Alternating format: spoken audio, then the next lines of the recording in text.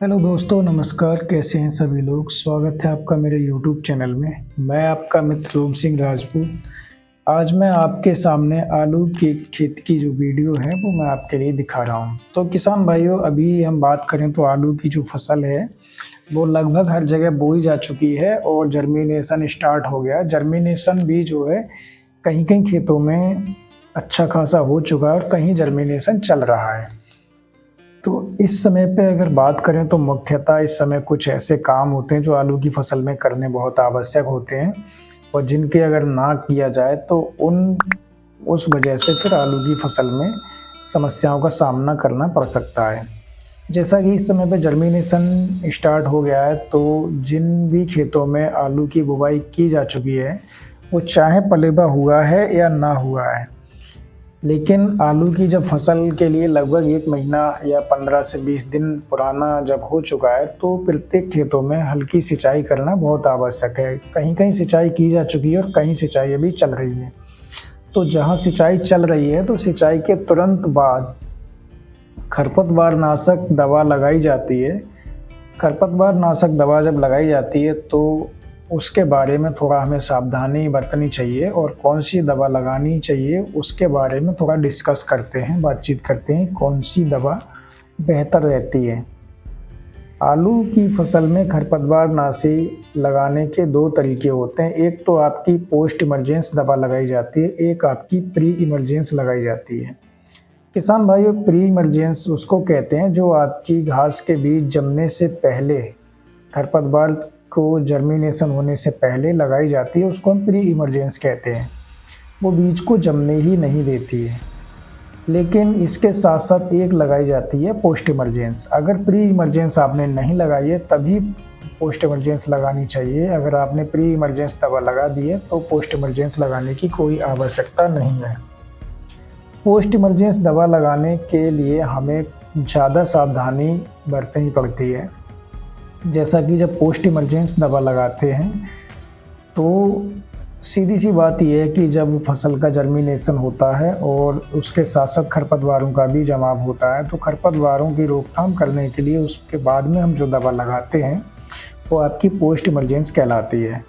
तो ऐसे में आप मैट्रीब्यूजन जो दवा आती है, मैट्रीब्यूजन 70% पाया जाता है उसके अंदर, और ये आपकी बायर की सैनकोर या फिर जीरोविड नाम से या फिर अन्य ब्रांड के नाम से ये दवा आती है।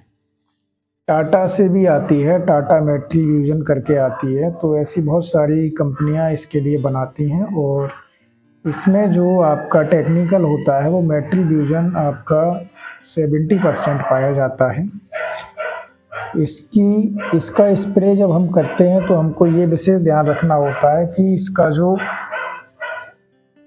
इसका छिड़काव है वो पौधे की पत्तियों पर ना पड़े, क्योंकि अगर पौधे की पत्तियों पर इसका छिड़काव हो जाता है तो फिर कुछ हद तक हमारी जो फसल है, फसल में भी इसका प्रभाव पड़ता है। तो फसल पर इसका प्रभाव बचाने के लिए हम जब इसकी छिड़काव करते हैं तो उस समय पर नालियों में इसका छिड़काव किया जाता है, पौधे के तनों को बचाया जाता है। कोशिश ये की जाती है कि आलू के जर्मिनेशन शुरुआत में ही हम अगर इसका स्प्रे कर देते हैं तो इससे नुकसान हमारी फसल पर ज़्यादा नहीं होता है।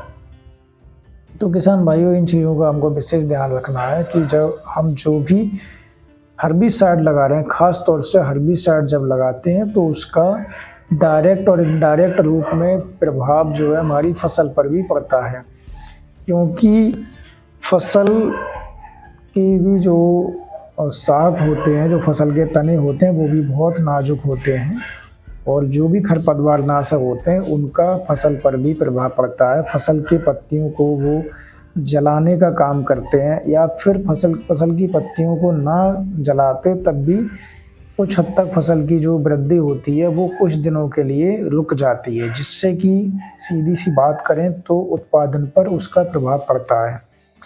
तो इस चीज़ का विशेष ध्यान रखें। अगर हम कोई भी खरपतवार नाशी लगा रहे हैं तो फसल की पत्तियों से बचाकर उसका छिड़काव करना चाहिए।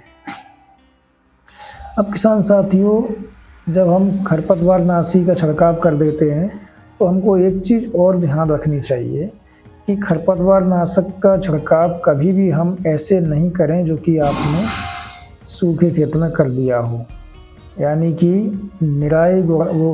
सिंचाई करने से पहले ना करें। सिंचाई करने के लगभग 2 से 3 दिन के बाद खरपतवार नाशी का छिड़काव किया जा सकता है, वो आपका अच्छा रहता है, जिससे कि खेत में नमी होती है तो पूर्णतः खरपतवारों पर भी उसका प्रभाव पड़ता है। दूसरी चीज़ ये है कि फसल पर उसका जो कुप्रभाव पड़ता है उसको उससे काफ़ी हद तक मदद मिल जाती है और फसल पर उसका जो कुप्रभाव है वो कम पड़ता है। अब किसान भाइयों बात करते हैं कि खरपतवार नाशी लगाने के बाद में भी कुछ ऐसे काम होते हैं जो हमारे लिए आलू की फसल में शुरुआत में करने पड़ते हैं। जब हमारी फसल 1 महीना की या 20 दिन के बाद की अगर बात करें तो सिंचाई के पश्चात हमारे लिए जब हमारी फसल लगभग 1 महीने से बाद की हो जाती है, यानी कि 45 दिन की फसल हो जाती है, तब हमारे लिए अपनी फसल में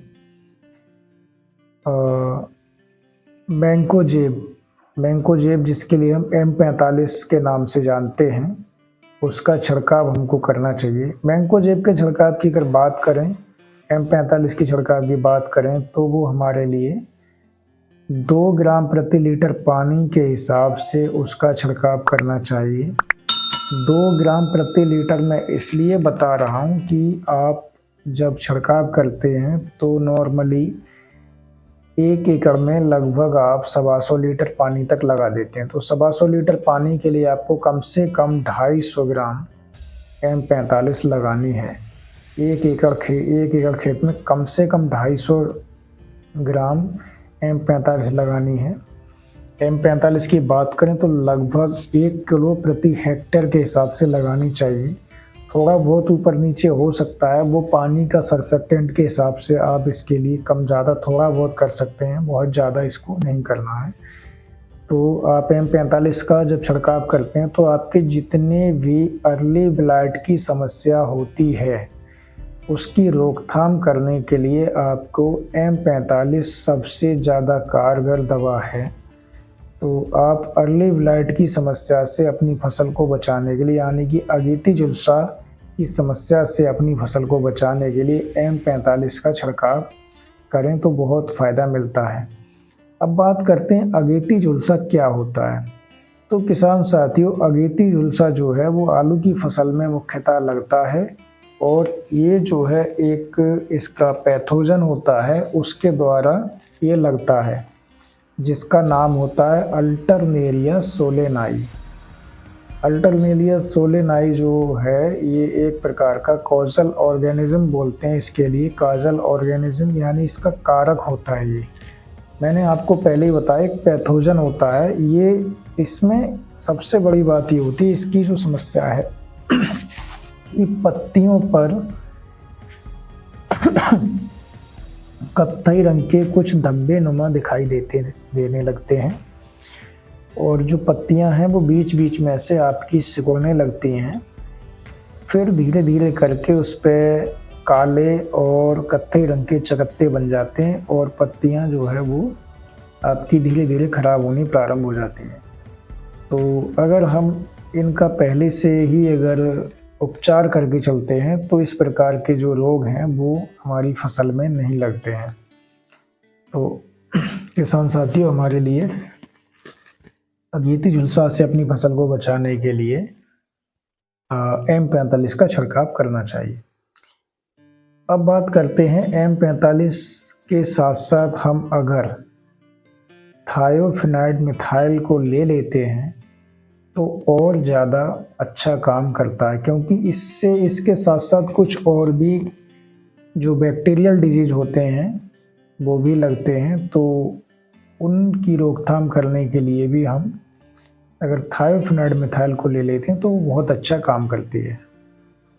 तो किसान साथियों, ये मैंने आज की वीडियो में आपके लिए आलू की जो फसल होती है उससे संबंधित कुछ जानकारियाँ दी और आशा करता हूँ कि आपके लिए वीडियो अच्छी लगी होगी।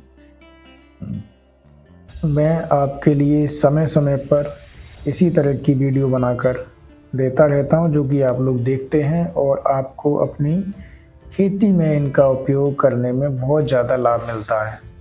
तो किसान भाइयों, आशा करता हूं कि आपको वीडियो पसंद आई होगी। आपको वीडियो पसंद आई हो तो वीडियो को लाइक करें, चैनल को सब्सक्राइब करें और बेल आइकन को ज़रूर प्रेस करें, जिससे कि हमारी आने वाली प्रत्येक वीडियो की नोटिफिकेशन आपको समय से मिलती रहे और आप ज़्यादा से ज़्यादा हमारी वीडियो को देखते रहें। तो किसान भाइयों, मैं आपका मित्र लोम सिंह राजपूत इसी तरह आपके लिए लगातार वीडियो बनाकर और आप लोगों के लिए देता रहूँगा और आप लोग जिनको देखकर आप अपनी खेती में उनका लाभ लेते रहेंगे। आज मैं आपसे इसी वीडियो में विदा लेता हूं। अगली वीडियो में आपसे फिर मिलेंगे, तब तक के लिए मैं आपसे इजाज़त चाहता हूं। नमस्कार, जय हिंद, वंदे मातरम, जय जवान, जय किसान, जय अन्नदाता। किसान साथियों, आप लोग इसी तरह से हमारे चैनल पर जुड़े रहें और जो चैनल पर पहली बार आए हैं वो चैनल को ज़रूर सब्सक्राइब करके जाइए और सब्सक्राइब करने के साथ साथ घंटी का बटन दबाकर नोटिफिकेशन के लिए ऑल पर ज़रूर करें, जिससे कि हमारी आने वाली हर वीडियो की नोटिफिकेशन आपको सबसे पहले मिलती रहे। धन्यवाद किसान साथियों। जय हिंद, जय भारत।